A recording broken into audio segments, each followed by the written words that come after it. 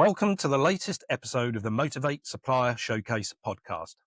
I'm Neil Smith, CEO of Motorvait Automotive Consultancy, and in this series, I'm sitting down with the innovators behind the UK's most exciting automotive businesses, whether they're game-changing startups, industry disruptors, or established legends. We'll be diving into the latest digital and physical products currently shaping up the UK vehicle retail space. If it's making waves, we'll be covering it. My guest this week is Gary Monaghan, CEO and founder of Digital Remarketing Solutions, a business that uses digital solutions to improve customers' online to physical shopping journey in the automotive space. Now, welcome, Gary. I've known you for a few years, and we've worked closely over the past couple of years, further developing the DRS digital solution, which I'm sure we'll touch on later. To enable our viewers to get to know you a little better, a regular feature of this podcast series is the guest icebreaker. So, please tell us 3 interesting facts about yourself, 2 of which are true and 1 that isn't. We'll then let the viewers dwell on this during the podcast, and I'll ask you to reveal which are true and which is false at the end. Okay, Neil, well, thanks for inviting me on, and you've done well because I don't normally do these things. So well done on that one. And secondly, thanks for the promotion. CEO, yeah, nice title. And I suppose I am really as the founder. Anyway, down to business. Fact number 1. I've recently started playing golf, and a few weeks ago, I hit a hole-in-one on a par 3, which is a 178-yard hole. Club rules are that you get a round in for everybody in the clubhouse. This was the day Man United were playing Arsenal, and the clubhouse was packed and cost me an absolute fortune. Fact number 2. I once designed and implemented a white label bidding system for Motability operations in just 8 weeks to remarket unsold vehicles from MFL Direct. And fact number 3, I don't mind a bit of pressure, but I took it to the extreme when I bought a new house and at the same time quit my job, started my own business, ordered a new BMW on finance, and then decided it was a good idea to extend the house I'd just bought and project manage it myself. Brilliant. Thanks for that, Gary. Look, we'll allow our viewers now to consider this during the podcast, and I'll ask you to reveal which was fake at the end. So, okay, let's learn a little bit more about Gary Monaghan. Tell me about you, your background, and how you ended up where you are today. Background is I've always loved cars and I've always loved technology.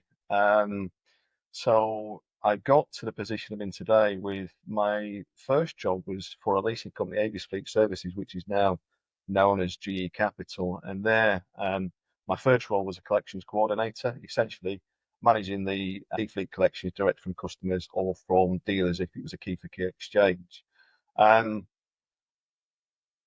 Fairly simple job, Neil, to be honest with you, but very labour intensive.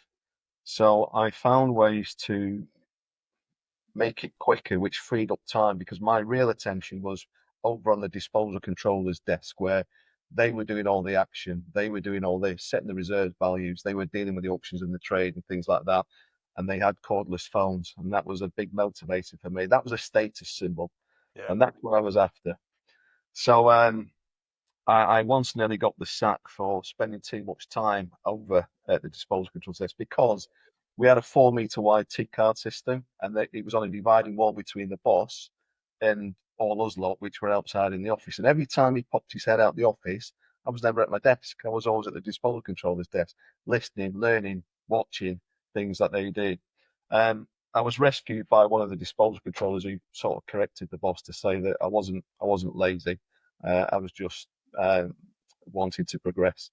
I got my break into the next phase, which was to manage a sealed bid process for a major client. And then I was also able to do driver to buy valuations directly to the consumer. So basically handle the telephone inquiries and then calculate a semi-retail price. Eventually I got onto the disposal controller's job because one of the lads left and went to work for Citroen UK. So I got that cordless phone. It was there that I really got educated into doing the valuations because we were trained not to be led by the guides, Cap.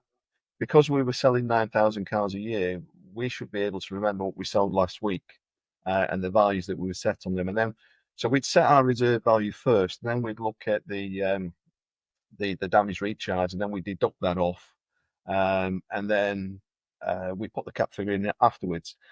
And back then, the other skill was there was no internet at that time, so the price variations weren't as visible as they are today. And what I mean by that is we had to be strategic. We put diesels into the West Country, we put high spec Mercs BMWs into London because we knew we would get more money from them. So it was a great foundation to really understand how to value cars based on all those factors. I then left, got headhunted to go and join Central Motor Auctions at the time, who were first into electronic remarketing. And that was where I was exposed to the dealers and the OEMs. My job was to manage a dealer exchange, essentially keeping the stock fluid at dealer level, trading the overage stock from one dealer to another dealer within the same group, whilst the manufacturers were selling their stock direct to the dealer through electronic auction, seal bid, and fixed price stock locators. The idea being if you keep the stock fluid at dealer level, you can buy more from the manufacturer, essentially.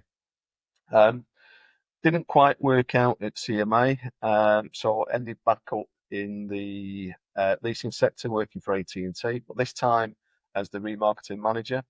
And I got myself onto the residual value committee. So that was another learning curve to understand future values and predicting future values and how that affected lease rates and things like that. Stayed there for 4 years, got headhunted by a business called Global Remarketing, who were again into manufacturers business, but wanted to break into the fleet side of that. So I joined to develop that side of that and upstream remarketing essentially. So given my experience with driver sales in the fleet market, I suggested that we do a driver sales program. However, at that time, the systems weren't geared up to manage fleet end of defleet processes. They were only manufacturer driven processes. So I was told that even though I'd done a proof of concept and we got a sponsored client and I proved that we could do the driver sales, it wasn't really a long-term feature of what a road they wanted to go down. So I was told that if I wanted to do that, I need to go and do it for myself. So I did. I then set up a business called JTK Automotive, but the skill sets I had from leasing and manufacturers allowed me then to create an inventory management system, a back office function to power all these front end applications, if that makes sense. And then we got manufacturers for Citroen, Toyota, Lexus, BMW, Nissan, as well as a few leasing companies. Um, so valuable learning curve, loads to tell you on that in respect to how it all worked, but I guess you already know that. So Yeah. that was eventually acquired by BCA Marketplace, and I stayed there, served my period, and then came out of that and thought, what else can I do with tech? And started DRS. And I suppose the moral of the story I'm telling here is that I've always looked for not shortcuts, ways where you didn't have to key in twice, or you could do the heavy lifting but make it easier, if that makes sense. Yeah. Yeah. And look, I think, interestingly, probably going back to a point earlier on where, you were taught back in the days of physical valuations and physical systems that, don't rely on cap. And I think it's taken the industry a long time. We probably moved away from cap 2018 at Imperial, 2019, and started to work with the retail back philosophy. Yeah. And clearly that's something that's pushed through now over the last 5 or 6 years with Auto Trader valuations and retail back strategy being utilized by a lot of businesses now. And I suppose that comes down to then understanding where dealers go with valuations for vehicles, part exchanges, where they go with value in vehicles that are being offered to them from private sellers. And it's probably a good point there to start talking about how your platform, the DRS platform, has developed over the last probably 3 or 4 years in terms of enabling some of that. Yeah, sure. It actually started looking at it from a dealer perspective. Well, it actually started, I'll be honest with you, when I was trying to find a car for my daughter. She passed the driving test, and I'd gone into Auto Trader, and I'd spent 3 or 4 weeks trying to find a car that fit the criteria, because at that age you need something insurance friendly. And it eventually worked out everything that I needed, but then I just wanted to put it into one system and say, I'm looking for a Vauxhall Corsa VX line, 1 litre turbo. Can somebody come back to me and tell me what that is? Oh, by the way, I've got a car to sell. So we actually had 3 user journeys: buy a car with part exchange, and sell my car. But it was the sell my car piece that really grabbed my attention, because when I look at a study of dealers' websites and you look at when they're retailing vehicles, it was imagery, videos, and plenty of them, personalised videos, to justify the retail price they were trying to achieve, to give the buyer an informed, or to allow the buyer to make an informed decision on what it is they're seeing online. But when I looked at the part exchange journey, it was registration number, mileage, contact details. And given my background, understanding that two cars side by side and they're not both the same, how do you value that vehicle if you've not seen it? And then the other thing that comes into play is the geography, because people are looking for cars now that are not necessarily within 5 or 10 miles of where they live. They'll buy cars from further afield because the internet has created that marketplace. But what I don't think it's solved is the reverse journey, as when a customer has got a part exchange to sell, how do you then get that information to a dealer so they can not give a cap value, but actually give a value based on spec and condition? And that's been the driver for what we've been trying to do. So the challenge for us was, can we create an application that we could give to somebody with no downloading, that knows absolutely nothing about cars, that we can extract that information out of them, present it to the audience, i.e. the dealer, that can make meaningful or meaningful insights into that data, and then be able to create a valuation based on specification condition to give a better customer experience. Yeah, and look, I suppose again, look at my journey with Imperial. 2018, we bespoke developed a tool, something like that. So the consumer came onto the website, we would give them a generic banded valuation, but we'd offer them the option to do a remote assessment on the vehicle, because again, we were nationwide. We had customers 50 miles away, 60 miles away, looking to buy one of our vehicles, and we wanted to be able to facilitate that deal at every possible opportunity. So the thing I bang on about a lot, you'll know, Gary, is lost opportunity, and we've looked at many customer journeys over the past year and a half, and the amount of times that dealers are probably not enabling a deal to be done because they're not looking at that vehicle from the perspective of, if it's a retail vehicle, how much am I prepared to give for that vehicle, when Yeah. I would go and pay that and some more and a fee to get it from another source. So for me, it's about that lost opportunity cost. How can dealers do better with what they're being presented with? And how can that turn into more sales for them and a better customer journey for the customer? So in terms of where you are with the product now, how are you helping facilitate that and giving that customer a better journey? Um, well, it's simple. There's 6 ways to trigger that consumer engagement to make it a longer engaging. So rather than just submit an inquiry, registration number, mileage, and then wait for somebody to call you back and try and have a discussion over the telephone, we've introduced automated emails that introduces the service. We've got QR codes that migrates them away from the PC and onto the mobile device. We've actually integrated into AI chatbots so that it extends that user journey out of hours. So if you look at some of the AI chatbots now and you ask, what's my car worth, or I've got part exchange, it doesn't really know how to handle that. But because of what we do now, there is an answer to actually continue that customer in the moment, to gather that extra information, then to present it to the dealer so that they can look at that. And essentially, anybody that's completed a remote self appraisal is actually declaring that they're further down the buying journey than somebody else, because investing 4 or 5 minutes, which is all it takes, is a good indicator to the dealer that I'm going to prioritize speaking to this customer first, because they've shown me that they're keen to actually to do a deal. And then it doesn't stop there, because I overanalyze things, Neil. So it's like, okay, what's next? So let's look at it from a dealer's perspective. You know, we don't buy that 9-year-old 97,000 mile Nissan Qashqai with 7 owners. So how can I help the dealer to help the customer solve that problem? At the minute, through the mystery shops that I do, or I have done, is there isn't really an answer for the dealer. They essentially push that problem back onto the consumer and leave them to their own devices. Unless, of course, it's a car that fits their retail profile, in which case they then can solve that problem and offer a strong valuation for that vehicle.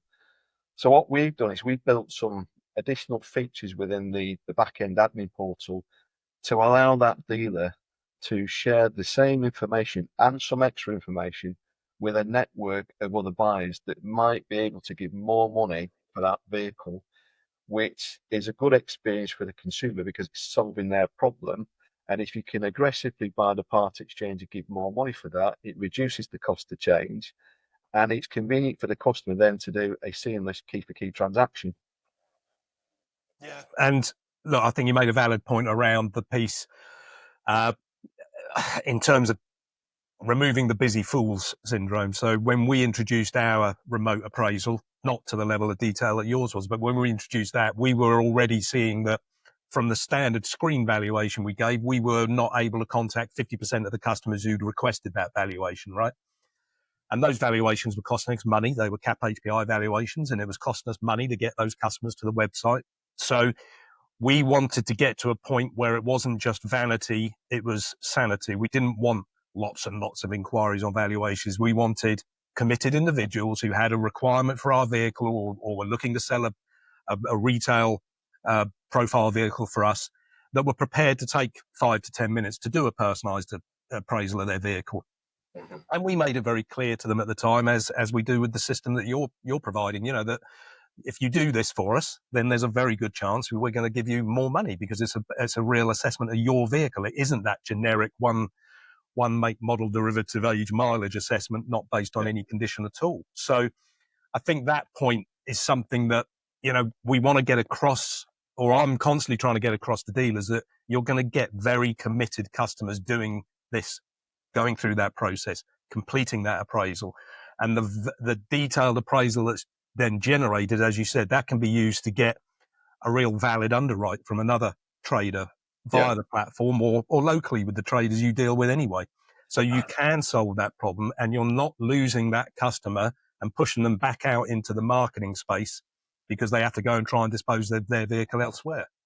Equally, Neil, I think for the dealer, it's being able to make incremental revenue off every lead. They're paying all that marketing spend to draw a customer onto their website, even if it's just to sell my car facility. So if it's not a car for stock acquisition, still make trade profit off the vehicle.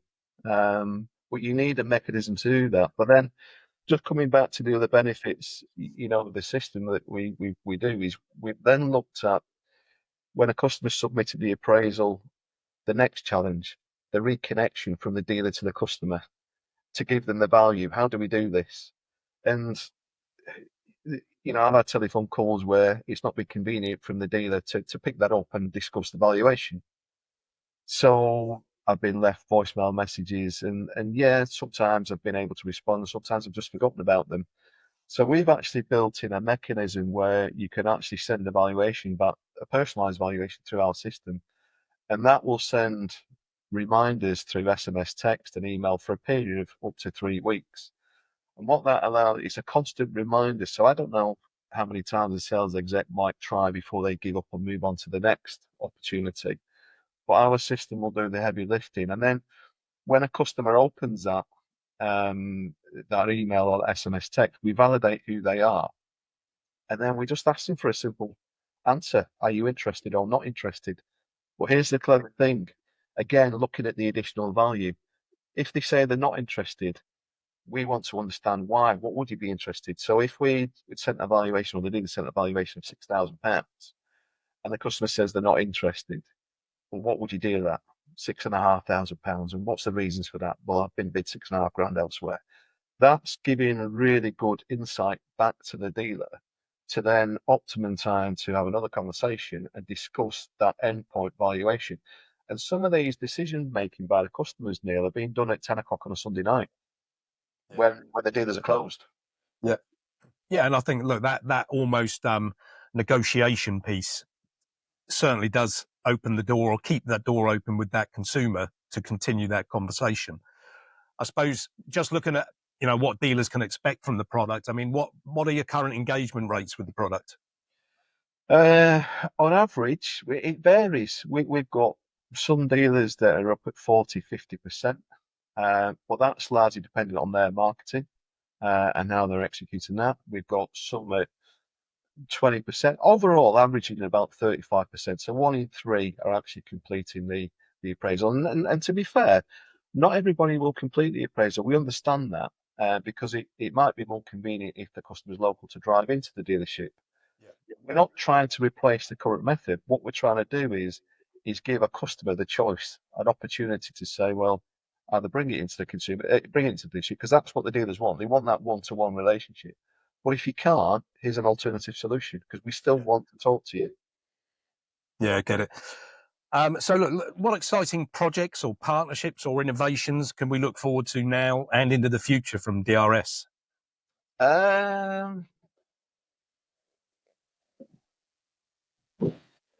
Projects. There's always something going on, Neil. Anybody that knows me, that knows my nickname is I've had an idea. I drive my dev team absolutely up the wall. I'm on speed dial to them on Teams because I'm looking at things, constantly challenging, questioning what that is and why do we do it like that and can we make it better. Partnerships, hey, we're always open to look at opportunities if there's a strategic fit. We've got a really good proof of concept now. It's working. We've had thousands of completed appraisals, which says to us that it's simple for the consumer to use. Innovations, yeah, we're looking at damage recognition, the EV market, and more recently, we've started to analyse the finance first retail business, which is slightly different than the traditional retail method.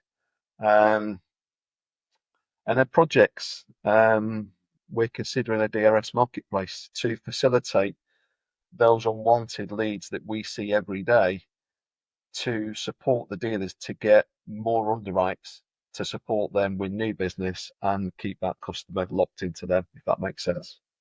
Yeah, and look, I think that's quite an exciting development considering the sort of issues around sourcing vehicles at the moment.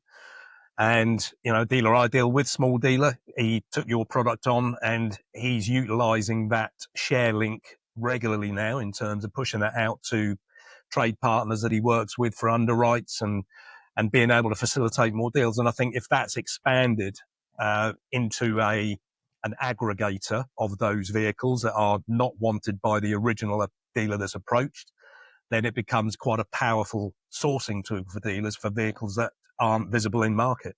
Yeah, it's absolutely right. I mean, there's a bump for every seat, is a phrase I've once heard. It's just about presenting that stock under the right noses of the retailers that actually retail that profile. Yeah, excellent. Well, look, we're coming to the end of our time, Gary. So in conclusion, Digital Remarketing Solutions offers digital solutions which enable dealers to convert more of those lost opportunities by providing detailed consumer vehicle appraisals, completed either remotely or on site for part exchanges and car buying services. Appraisals which dealers can be confident of standing on when providing a valuation for the vehicle. Gary, it's been great chatting today, and thank you for taking the time to take us through the services that DRS offers. Before I let you go, however, we need to clear up the icebreaker question for our viewers. So which of the 3 interesting facts was in fact false? Take a guess, Neil. Which one are you going for? I'm going to go for the hole in one because there's no way you'd have spent a load of money behind the bar, mate. Well, you know me so well. Yeah, that is the red herring. Everything else is true. Well, the two interesting real facts were pretty impressive anyway. So thank you for that. So look, thanks again, Gary, for your time today. For more information about digital remarketing solutions, visit the website www.digitalremarketingsolutions.com or message Gary on LinkedIn. Thank you for watching, and a quick reminder that here at Motorvait even, we offer 1 hour remote one-to-one dealer discovery sessions for free. To learn more about these sessions and why you should book one, visit our website, www.motorvate.co.uk. Goodbye.